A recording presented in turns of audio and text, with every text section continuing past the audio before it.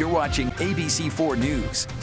Welcome back. Brittney Griner, the WNBA star who spent 10 months in Russian detention, is back on U.S. soil.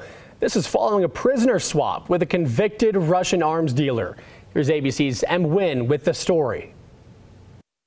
Brittney Griner returned to the U.S. on Friday after being detained in Russia for a harrowing 10 months. U.S. officials who met her on the ground said she was in very good spirits, appears to be in good health. The 32-year-old WNBA star reunited privately with her wife, Sherelle, and is now receiving medical care at an Army medical center in Texas. The process, called reintegration, helps Americans detained overseas transition to being back home. It includes physical checkups and access to psychologists. The U.S. military has quite a bit of experience with bringing people back, hostages back, people from war zones that have been rescued. And so she's going to get top flight care. Friends, family, and colleagues overjoyed at Griner's homecoming. We're just so happy to have her back. We really want to lean on her family's wishes and make sure she's getting the support she needs and welcoming her back to our community. Everyone's on cloud nine. We're extremely excited and now, just worried about her well-being.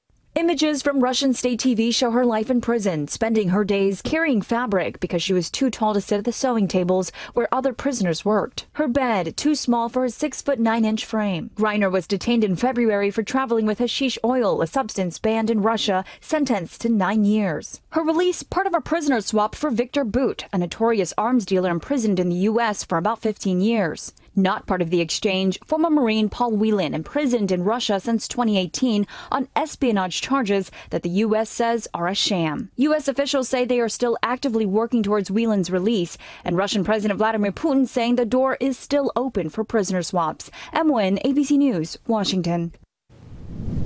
In national news, the latest on the mysterious murders of 4 Idaho college students.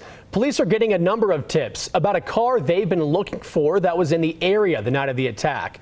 With so many calls coming in, tipsters are now being directed to an FBI global call center after local police asked the public for help in tracking down the occupants of a white 2011 to 2013 Hyundai Elantra. The fact that they're being so specific about the years of the vehicle, the color, says this is not just someone guessing. This is something probably in the distance on a surveillance camera that they feel really may be connected to the case. As the search continues for a suspect, police are urging people to avoid sharing any misinformation about the case online. Now to insight into how prosecutors will present their case against Alex Murdaugh. He's accused of murdering his wife and son, as we learn more about the alleged motives ahead of this high-stakes trial. ABC's Eva Pilgrim has this story. Why this particular individual would murder his own wife and son. A new twist in the double murder case of disgraced South Carolina attorney Alex Murdaugh. That this is a white-collar case that culminated with 2 murders. Prosecutors revealing their theory on motive, saying that Murdaugh killed his wife and son to gain sympathy and to distract from his alleged financial wrongdoings. This in response to a defense attorney's motion called a bill of particulars, prompting prosecutors to go on the record. What they're really trying to do is force the prosecution to say exactly why they thought Alex Murdaugh would have done this. The idea that he's killing his wife and his son to somehow distract or cover up financial crimes, the motive doesn't make sense. Prosecutors painting Murdaugh as a man who lived a double life. There was a huge difference between who Alex Murdaugh professed to be to the outside world and who he really was. Adding that evidence related to a decade's worth of alleged financial crimes should be admissible in Murdaugh's murder trial, claiming the former attorney stole money from his clients and law firm to fund his lavish lifestyle, but was on the brink of being caught. The day of reckoning was upon him,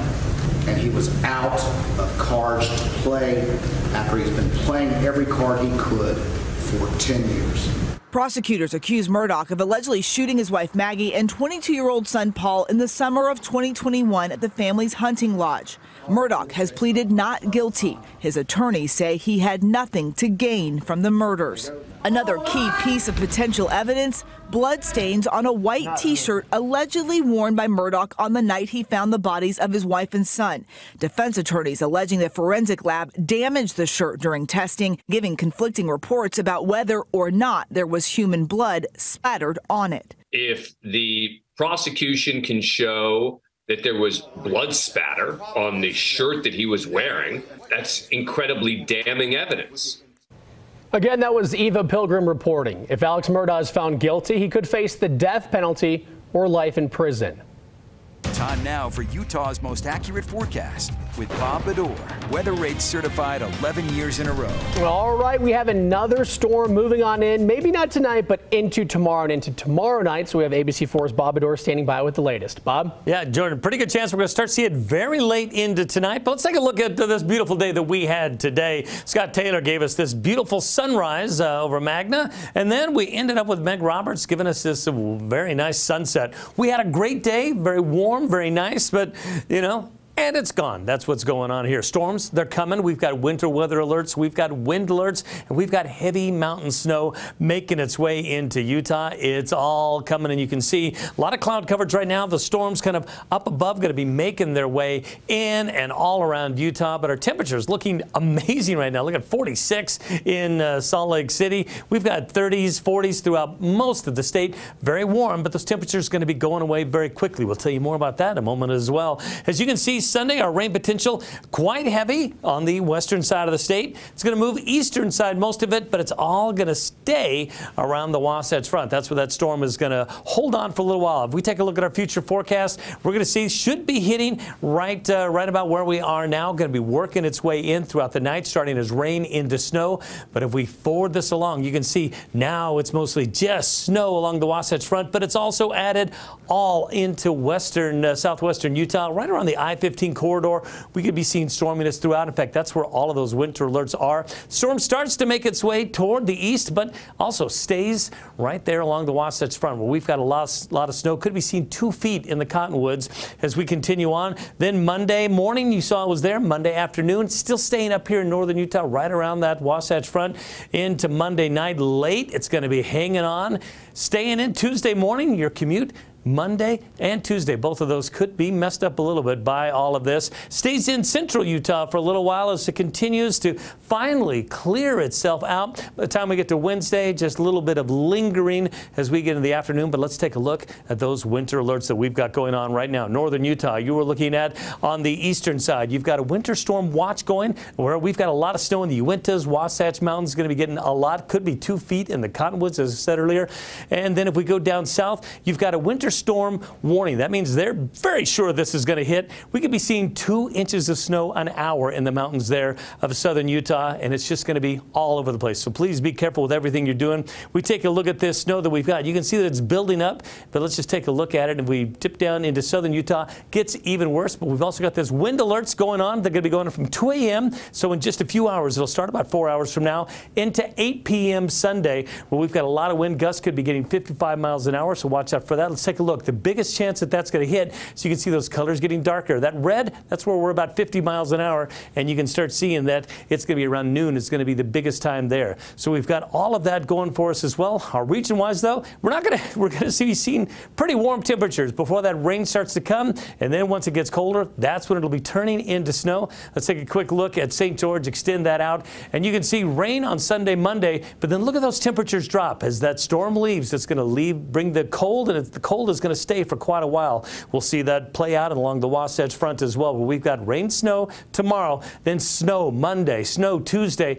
But look at those temperatures drop. We go from 46 on Sunday down to where we're barely hanging on to the mid-20s going into the week. That's what we've got going on. We'll be keeping an eye on all of that right here on ABC4. Jordan?